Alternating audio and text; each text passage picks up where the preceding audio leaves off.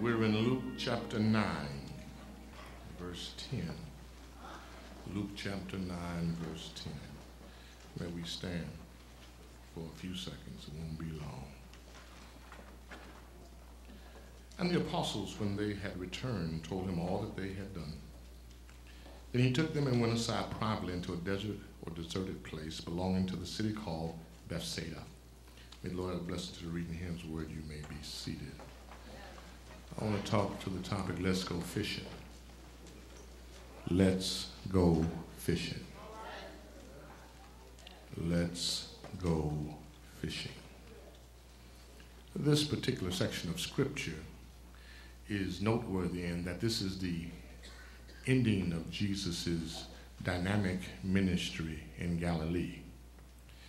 As we look at this point, he also takes upon the method of a teacher.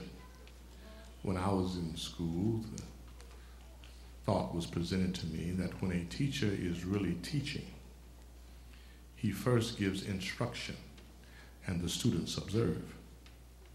Then he gives instruction and the students assist. Then the students give instruction and he assists. Then the students themselves give the instruction and he observes. And the point is that in that method of learning, you are transferring the responsibility from the teacher to the student so that the student can become a teacher. I also learned that in today's time frame that 25% of what you are taught you remember. But the problem is that within every 4 years, what you were taught 4 years ago almost becomes obsolete, and that there is already a new body of information that will add to that previous information. The other day, while I was just sitting and thinking, I was alive. I knew where I was when John Fitzgerald Kennedy was assassinated. You don't have to tell me, I can tell you. Those of you who remember, the United States basically shut down for those days. And you got to see on every station, ABC, NBC, and CBS, you got to observe from all stations the same show of the Kennedy activity that was going to take place and took place in Washington, D.C. I know where I was looking at television, getting ready to go to church when they shot Lee Harvey Oswald. Jack Ruby did. I don't have to ask somebody. I don't have to see a news clip. I remember it. Ought to have a witness here. When they had the funeral, that was all that was on TV that day. When they funeralized John Fitzgerald Kennedy, I don't have to let nobody tell me. I saw little John salute his daddy's casket as it was carried by. Ought to have a witness in here. So therefore, I'm saying is that I also can remember Martin Luther King Jr.'s assassination. I can tell you where I was when that occurred. I can tell you where I was when the spaceship or the Space Shuttle Challenger blew up. I lived in that time. I lived in that area. For you historical buffs, I can tell you where I was on Black Sunday. If you don't know what Black Sunday is, that's the day when the Alabama State Troopers unleashed the dogs and the bullet sticks, and they beat up all the black people walking across the Edmund Pettus Bridge trying to leave Selma to go to Montgomery. I know where I was. I know what I was doing. I know when we were in church and the 4 girls rather got blew up in Birmingham when the man blew up the church and they died on their way from Sunday school to choir. I know where I was. We got scared in Columbus, Georgia, because if they did it in Birmingham, they could do it in Columbus. Y'all act like y'all don't remember them days. You young people now, y'all don't know what we talking about. We lived that. We experienced that. We understood what took place. And so what happens is that that's information that you have to get that we don't have to get. That's information that we live. And so when we live it, there's always a perspective that doesn't come with a historical reference, because the historical reference is always given in the mind of the writer of the history. So history is always skewed to that particular person who's writing when he's writing. Help me, somebody. And so what happens is now that you have an instance of learning, you have a recognition of the reality of life and the fact that there are certain obstacles in life, certain challenges to life, and certain things in life that one must overcome to be able to strive to move forward with the reality of one's existence. Now, what happens here is you have a group of men who've put their plot with Jesus, and in the context of their lives, they can tell you where they were when Jesus turned water into wine.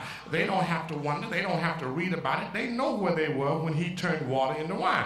As a matter of fact, they were there just a few weeks ago when he stopped the water. He stopped the storm. He stopped the waves from rising. He stopped the ship from tossing and turning, and he calmed everything down just with the words, "Peace, be still." They were there. They don't have to have you to read it to them. They can tell you about it, in which they do in Matthew, Mark, Luke, and John. Help me, somebody in here.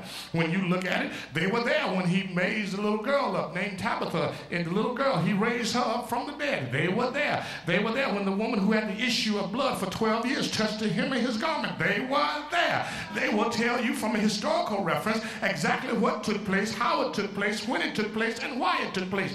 The best we who are here today can do is just read it and learn from their perspective and understand that it did take place. When he took the legion of demons out of the man and they went into the herd of swine, the swine ran down the hill, they were there. They saw it. They felt the emotion. They felt the power. They felt the presence. They felt the activity of God. They were there. They were in a learning mode. They were in a comprehending mode, but nonetheless, they were there.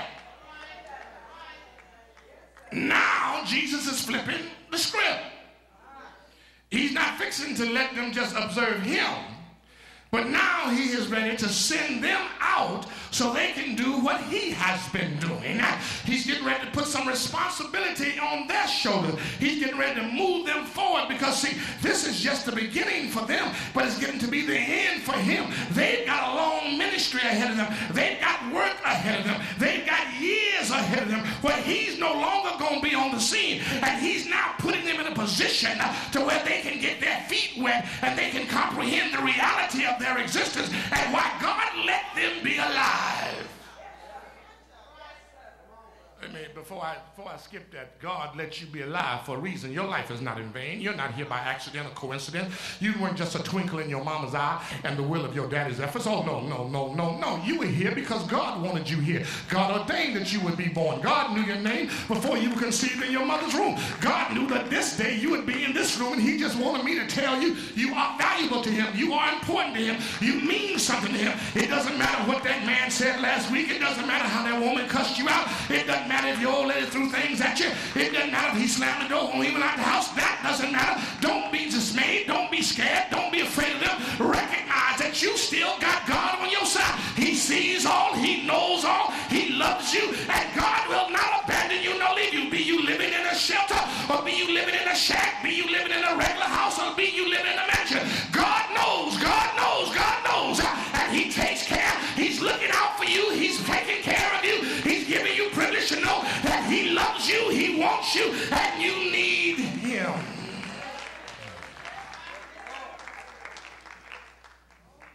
He told them, he said, I want you to go.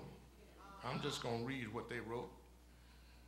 Notice it says he called his 12 disciples together and gave them. This ain't their power. This is God's power. Now, it's intrinsic to Jesus because Jesus is God. Jesus is 100% God and 100% man. It's intrinsic to Jesus because all that God is, Jesus has. There's nothing that God is that Jesus isn't. Y'all heard that, didn't you? There's nothing that God is that Jesus isn't. And there's nothing that you are that Jesus, except he is without sin. The impeccability of Jesus will not allow him to have sin or to sin. So therefore, because he's God, he's also 100% man. Therefore, he is the only person like him in the universe. There's nobody else 100% man and 100% God. Nobody else 100% God and 100% man. Only Jesus is that person. He's not a monster. He's not half and half, as the Greeks would have you to believe, where they had the Minotaur, which were half man and half animal. No, he's 100% God and he's 100% man. He's not Hercules, which was God's son, but had none of the divine power that God had and limited only by the extension of the earthly power. Jesus has power that's beyond description. Jesus has power that's beyond understanding. Jesus, as we just remembered, he could calm the wind and the wave. Jesus could control the demons. Jesus could heal a woman who had an issue of blood for 12 years, and then he could raise the dead. You ain't never read no Greek mythologist that had that kind of power. There's nobody else in the books that has that kind of power. You can talk about the prophets Elijah,